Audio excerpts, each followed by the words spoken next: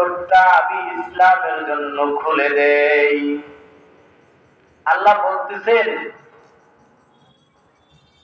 আমি যাকে হেদায়েত করতে চাই তার অন্তরটাকে ইসলামের জন্য খুলে দেই। কথাটা বোঝা যাইতেছে আমাদের?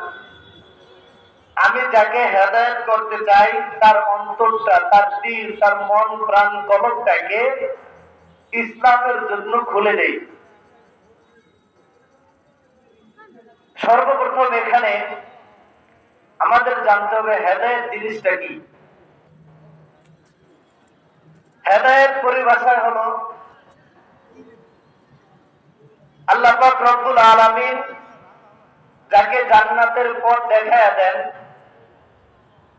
তাকে আল্লাহ পাক হেদায়েত দান করেন। তার মানে সে আল্লাহ পাকের পক্ষ থেকে হেদায়েত প্রাপ্ত হয়ে গেল।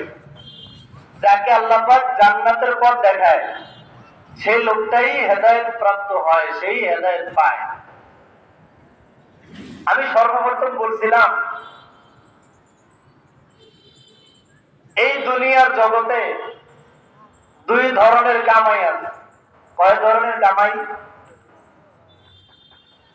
একটা হলো দুনিয়াতে কামাই আর একটা হলো আখিরাতের কামাই।